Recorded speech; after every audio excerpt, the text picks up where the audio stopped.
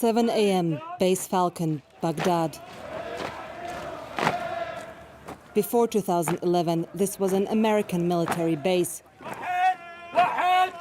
Now, Kataib Sayyid al-Shuhada, an armed group with close ties to Iran, trains here, preparing for Iraq's next war. We're prepared to fight, whether it's against America, ISIS, or terrorism. We stand ready for any war in the country.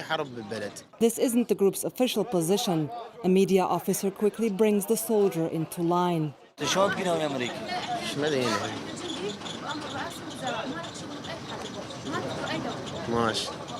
Kataib Sayyid al-Shuhada is part of the Popular Mobilization Forces, or the PMF, an umbrella group of mostly Shia militias that mobilized in 2014 to fight the Islamic State group. The PMF was a crucial ground force that helped win the war, but many units, including this one, were accused of human rights abuses.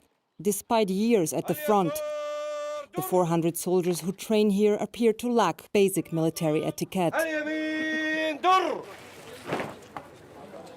A 2016 law nominally incorporated the PMF into the armed forces. Amid rising US-Iran tensions and increased pressure from the Trump administration, Iraq's prime minister recently passed a decree to integrate the PMF more closely. Officially, the name Kataib Sayyid al-Shuhada no longer exists. It is now called Brigade 14, but some uniforms still bear the old insignia. Off-camera, the group calls itself an Islamic resistance movement. Fighters are not soldiers, but mujahideen, those who wage holy war. We thank God that our mujahideen are present here in Brigade 14. Our best men volunteered to defend the Iraqi soil and its holy sites. Songs hail Ali and Hussein, successors of the Prophet Muhammad revered by Shia Muslims.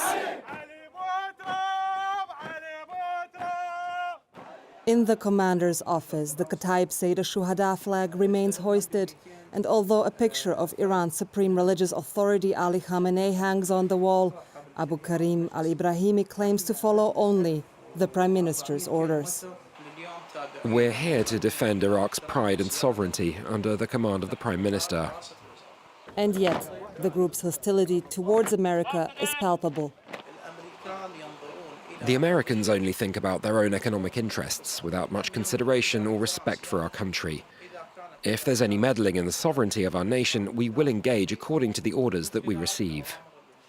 The U.S. Embassy in Baghdad and the spokesperson for the U.S.-led coalition against ISIS in Iraq and Syria declined to be interviewed for this report.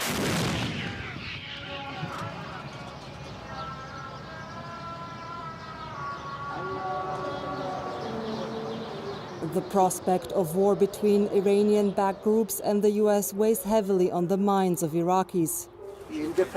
We'll end up paying the price, and Iraq will be affected. Nasser Walid Ali served in the Iran-Iraq war in the 1980s. The country has been embroiled in conflicts ever since. I was injured 4-5 times. We've lived a very difficult life, and it's still very hard. The situation is even worsening as time goes by. Nasser is the guardian of the cemetery in the Sunni neighborhood of Adamiyah. Most of those buried here, including Nasser's father, are victims of the sectarian violence that followed the 2003 American invasion. Then came the IS group, and now Iraqis, especially Sunnis, fear that the PMF has become too powerful to control.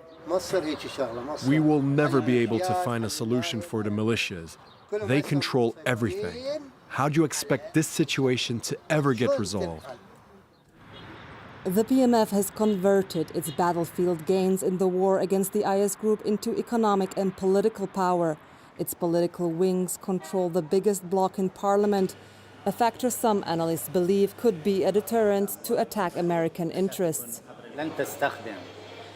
Iran won't use its allies in Iraq for any military action.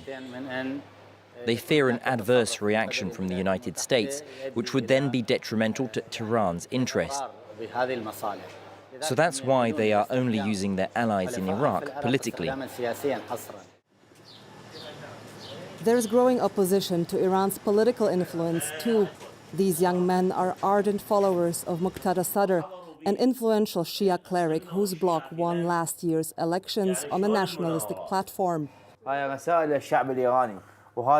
They all heeded his call to protests to pass a clear message to both America and Iran. We refuse to engage in wars that will harm the Iraqi people, and that's a message for both the Iranians and the Americans. They welcomed the Prime Minister's latest decree to rein in the unruly elements of the PMF. This is the last chance for these governments to prove their good intentions towards the Iraqis and to get rid of all the uncontrolled elements on Iraqi soil. For now, the PMF appears to benefit just enough from its integration into Iraq's security apparatus to fall in line. But should there really be a war between the US and Iran, many here doubt that these forces will remain in the barracks.